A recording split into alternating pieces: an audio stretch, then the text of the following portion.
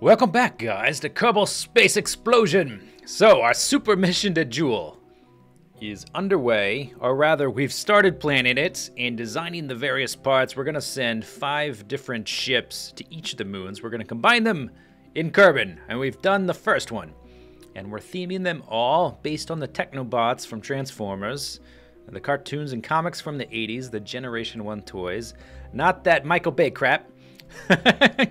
Anyway, okay, so this is going to be like a Gestalt. We're going to combine 5 ships into one super ship, and each one is going to be themed based upon the shape of the vehicle form of the 5 Transformer Technobots who form Computron.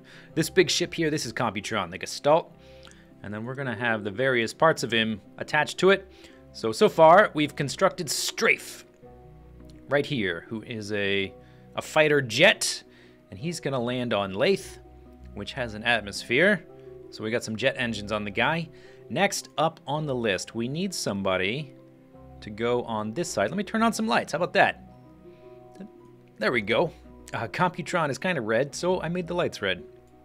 We need someone to attach onto this side who's going to be basically the same amount of mass so that when we fire the rockets to go to Jewel, that we go in a straight line, basically. And for that spot, we're going to put Nosecone, who's like a tank drill kind of guy. He's going to be kind of big and heavy, and he's going to go on that side. So, very briefly, before starting the design of Nosecone, let's take a look at where we're headed. This is Jewel the Gas Giant, and Nosecone is headed for the second moon of Jewel, Vol. So Vol has a gravity of 0.23. It's about 50% heavier than the gravity on the moon. There's no atmosphere. So we're going to need a reasonable amount of thrust to land on the guy and to take off again. But nothing that should be that much trouble. He kind of looks like a big ball of frozen ice. The terrain is a little bit irregular, so we need something that can handle terrain, and so that's why we're sending Nosecone there, because he's a big tank drill guy and he's going to have huge wheels, so hopefully he'll be able to deal with this crazy terrain. But first, before we can even land on the guy or come out here, we have to design him. We have to get all the guys assembled into space. We have to form Computron. So let's make Nosecone. All right, here's a intermediate version I've come up with for Nosecone. This guy is big. This is the biggest rover I've ever made. Look at these huge freaking wheels. Each of these things weighs more than a ton, and he can go. Let's get up and go. Actually, let's turn on. Do I want SAS on with this guy, or do I want it off? Let's try some turning. We're gonna do it. Whoa, we drifted. I just drifted with him. Oh, and all my tires went flat. Ooh, that's not good. I would have to get out to fix them. I wanted to sort of test him out. Now, oh yeah, okay, he's not going to want to move much now, is he? Let's try this again. Let's revert to launch. Now, when we're on the moon that we're going to send him to, Vol, the second moon of Jewel, the gravity will be less, so these tires will be less likely to burst like that. Hopefully. What I wanted to do is just do a little test drive around a little bit, and right about now, I'm going to put on the screen an image of the toy, so the Transformer he's based on, so you can see sort of the shape comparison. Now this guy, let me go ahead and brake. This guy, I've already done a few tests. He's not totally optimized yet. The tricksy part about him is that he's also not symmetrical. We've got this huge motor on the back, the Kerbodyne KR2L Advanced Engine, that puts out 2,500 power. That's a lot. But it's not centered. You can see it's sort of a little bit higher than the absolute center line. We've got the drill below it, and then we've got these tanks on the back.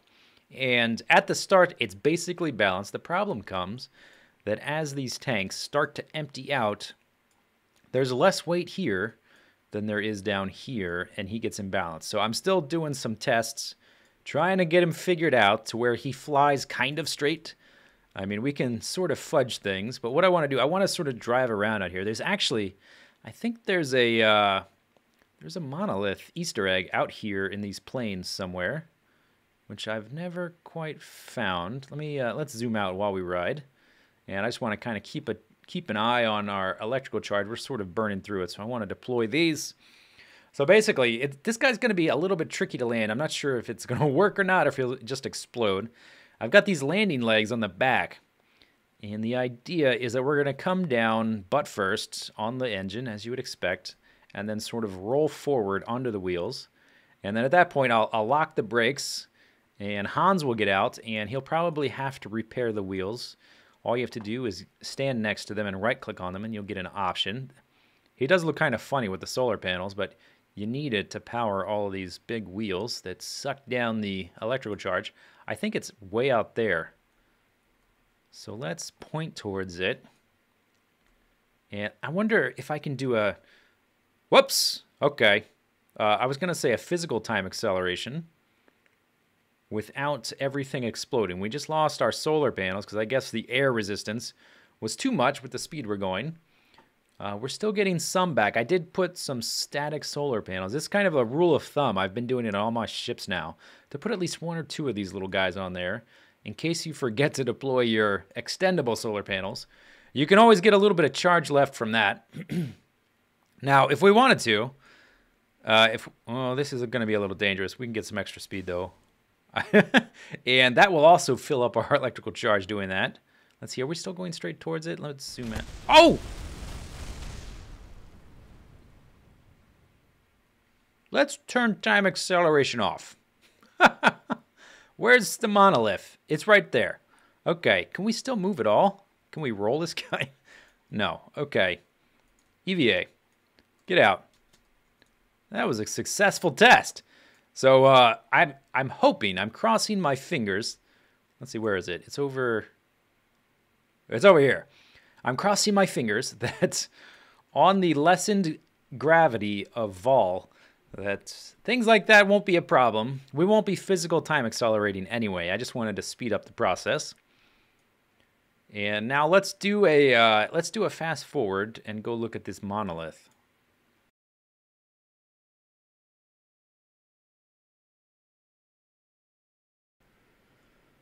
All right, here we are. We finally made it here, and the dumb thing is floating 2 meters off the ground. I guess that makes it a little bit more ominous. Was the monolith in 2001, the one that the monkeys first found, or I guess they were chimpanzees, technically, whatever. Was that one floating off the ground? I don't exactly remember, but here it is. It says squad. It's sort of embossed in relief there. You can just sort of barely see it. All right, well, that's that. Okay, let's finish off Nosecone and launch him so we can rendezvous with Computron. How about that? All right, here we go. Finished version of Nosecone is ready to go. He's got the RCS tanks, the solar panels, the reaction wheels, all the kind of things we need. The lights. Do we have lights? Let's check the lights. He is, well, technically he's yellow and brown. I couldn't figure out how to make a brown light, though, with the RGB sliders. So we've got sort of a yellow and, I don't know, this is like magenta or something. I don't know. It was the best I could do. He just needed to not be red. And we have a properly sized Autobot symbol there. Unfortunately, I think it's going to disappear because that's the cover for the engine that's going to disappear after we stage here. Anyway, enough talk. Talk is cheap. Let's switch to our map view. Computron is right there, a little bit behind us. I think that should be just about right. Hans Kerman, are you ready? I'm ready. 5, 4, 3, 2, 1, go. So this guy, he's a little bit off center. I'm going to have to wrestle with him. We have him pre-turned so that basically we're just going to, it's almost like we're going to be putting his wheels down on the atmosphere as we rotate over to the gravity turn. Let me slow down a little bit, actually. We are going pretty quick. Right about to, let's speed up a little bit more. Right about there. Yeah, just a little bit shy of full throttle. Should do us nicely. Yeah, I'm not really worried about overheating, and just no need to go too fast and fight against the soupy atmosphere before we get out of the thick of it. I wish all of them could have Autobot symbols that big. That would be cool. Unfortunately, that's just the way the game is made. It only puts the flags in certain spots. I'm hoping, I think I measured everything right. I think this guy will connect as well. We have these modular clamps here. I made these a sub-assembly, these 3 structural fuselages and these 2 clamps. So they're exactly the same on the chassis of Computron that we're going to use. And on this guy, oh, we actually need to be gravity turning right about here. They're exactly the same on this guy and the thing we're going to attach to. So it should attach fine. The last ones worked fine. So it should be fine. Everything should be fine. Here comes our stage. There we go. Don't hit me, please. If you want to explode, please explode at a safe distance. Actually, I wouldn't mind. I don't mind if you explode. I like explosions. Just don't explode on me. I'm avoiding the that's what she said joke. Okay. So this is the part right about here where it gets a little hard to steer. I'm going to have to fight with it a little bit. Okay, we've studied out a little bit. This guy is massive. He's a lander. He's going to a place with gravity only slightly higher than the moon. But we needed him to be relatively the same mass as Strafe, the jet fighter guy we made last time. So he ended up being big. I foresee the race car, the futuristic race car, Lightspeed, and the motorcycle Afterburner. They're going to be a little bit smaller. They need to be the same size as well, but they don't need to be as big as these guys. We're putting these 2 on there first, so that when we bring up, well, we'll probably do Lightspeed next, the car, so that when we make him and we bring him up and try to dock him, if he doesn't fit, we're going to know right then, and we can redesign him. Instead of redesigning everything at once and just sort of hypothesizing, we're going to design them one at a time, attach them one at a time, and make sure they fit one at a time. Okay, we're up to 40,000 meters. We're past that medium blue tone of the atmosphere there, so I'm going to start to tip over close to horizontal. This is all standard stuff. Computron's a little bit ahead of us. That's fine. I guess he needs to be a little bit farther back. I'd rather him be in front of us than behind us because I want to get into an orbit a little bit lower than him. Well, let's tip up a bit. We want that apoapsis to continue to become farther and farther away as we accelerate. I think right about there is probably good. And we do have, yeah, we've got a decent amount of fuel. We should be okay. We're accelerating nicely. This is the weirdest looking spaceship you've ever seen.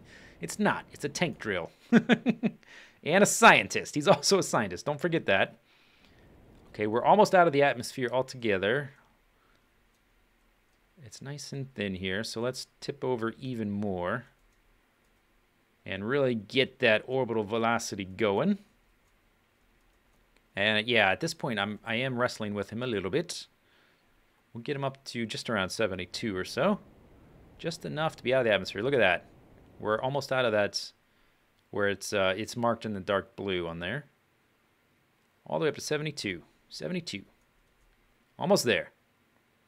And now, well, the apoapsis is passing there, but by the time we get up that high, ooh, we're running low on fuel. Hopefully this works. This guy doesn't have quite as much wiggle room in his flight planning as the other guy did, as Strafe did. Let's see, how much fuel do we have left?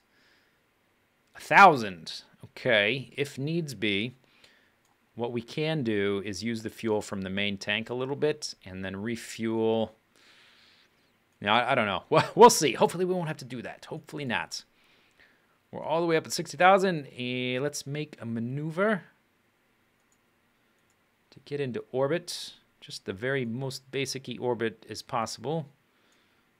Just want to get it up above 70K. That's it. That's all. 86. That's too much. Too much English on that ball.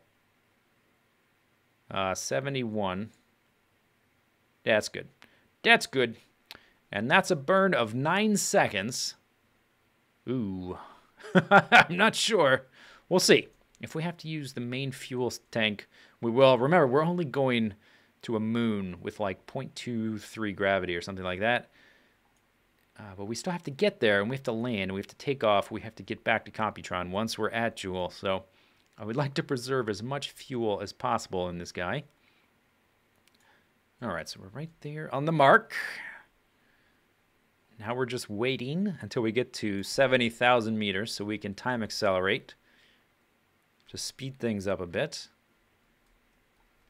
We could physical accelerate, but we're almost there, so let's not bother.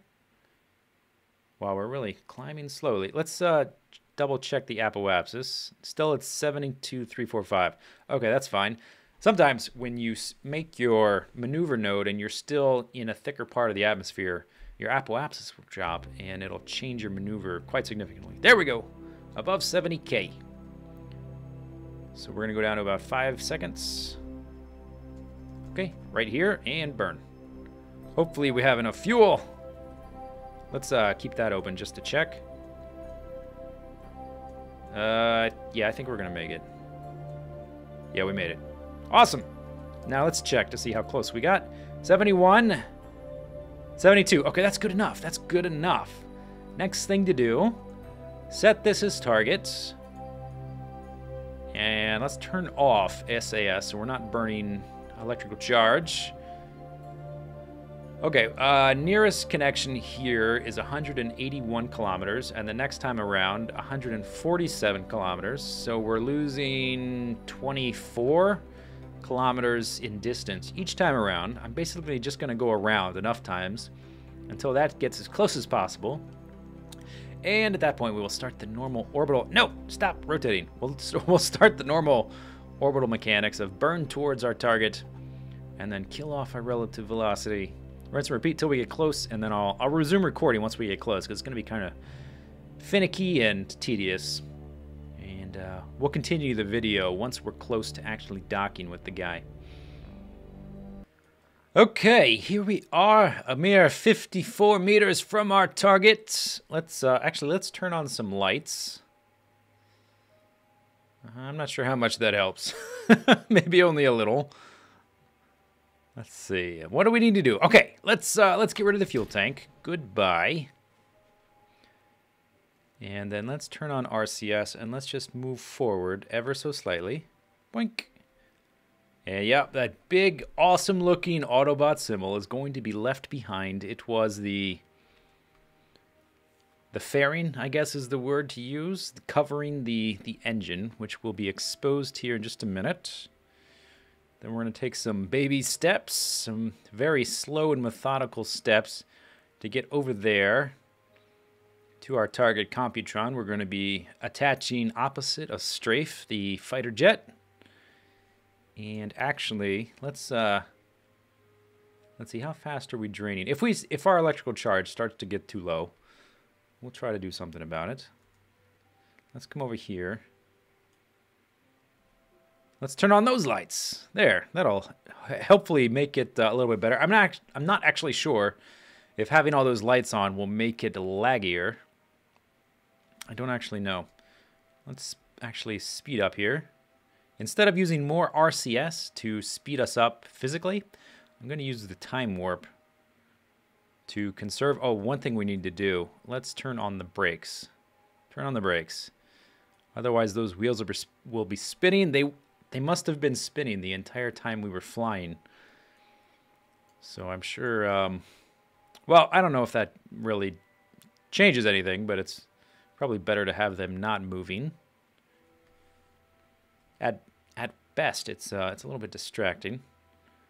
Okay, let's get a little bit closer, and then we'll start to use the RCS. This is pretty cool looking. And it's not too laggy yet. Hopefully the next two that we design, the motorcycle and the car, they'll be a little bit smaller than these. Hopefully. They're going to have to fit between the two. So I guess just by necessity itself, they'll have to be a little bit smaller. Let's keep going until we are right about even with it. Okay, that's probably good. And then we want to back up with the N key, like that. And then we can do a time acceleration to see if we're still moving. A little bit. We're still moving a little bit. Let's back up again. And that should probably be good. Let's see. Next thing we want to do, let's point ourselves at basically the direction we want to go. We want to be over here. So I'm going to point myself at my target and then a little bit to the right. So that's the target right there. So let's go just kind of over here. We want to be just to the right of it. Okay, and then we're going to turn the RCS back on and then go forward. So this is going to be kind of tedious. We're going to be moving quite slow. We don't want to... Oh, that's not actually quite where I want to be pointing. I want to be pointing more like there. This is going to be a little tedious, so I'm going to do the majority of this off camera. And once we get a bit closer, we will resume recording for the final touches, for the connection, for the finishing touch. Bye-bye. All right, we are getting very close, very close. We're almost close enough for them to auto-connect, but we need both of them to connect at the same time. We need to go this way. Go that way. Quickly now. Quickly now. We need them both to connect at the same time. So I'm going to rotate with the WASDs and Q&E to try and get there. Oh, I think they're trying to auto-initiate, so let's turn off SAS and RCS. Come on, do it. Yeah, look at that. We did it. Oh my gosh, look at this awesome thing. He almost is going to look like a robot when we're done. And the screen isn't lagging out. Like when I'm trying to rotate things around, there's the fuel tank that we got rid of. Let's see. One thing I'm sort of curious about. Let's see what sort of clearances we have. I have some solar panels right here. Let's try the lights. Let's turn on the lights. Pow! Man, that's bright. That is bright. This ship is crazy. Look at that thing. You got the Nosecone tank drill guy on this side. The jet fighter strafe on this side. Let's turn the lights off because we are in the sunlight. We don't really need them. So I've got solar panels here, but I can't really deploy these ones to get back our electrical charge because I think... Well, there might be some clearance. I think the wheels may be in the way. Look how little clearance we have between this rocket engine here and this nose cone thing. I probably should have made these smaller or not included them at all, but they just look too cool. I had to include them. And it was kind of a close fit, but it fits. So that's all that really matters. I hope the thing flies straight. If it doesn't, we're going to be in big, big trouble. But so far, so good. And we do have some passive solar panels. What I could do is just deploy these manually instead of using the action group. So that'll probably help us keep, and we can turn SAS off. We don't need it anymore, at least not for a while until we bring up the next guys. Oh, that only deploys one at a time. Okay. I thought because I put them on with symmetry that they would deploy at the same time, but I guess not. So we'll extend those. And I believe I have some on this guy as well. I can't see because it's kind of dark. Oh, let's turn on the lights. And there's no lights up there. There they are. Okay, I found them. Extend. Extend. Okay, now let's turn off the lights because I found them. Do a brief time acceleration just to make sure they extend fast and make sure they're not running into anything. Yeah, I think that's good though. We're getting a little lag anytime I come out of or go into time acceleration. But I don't think that's a big deal. Not really.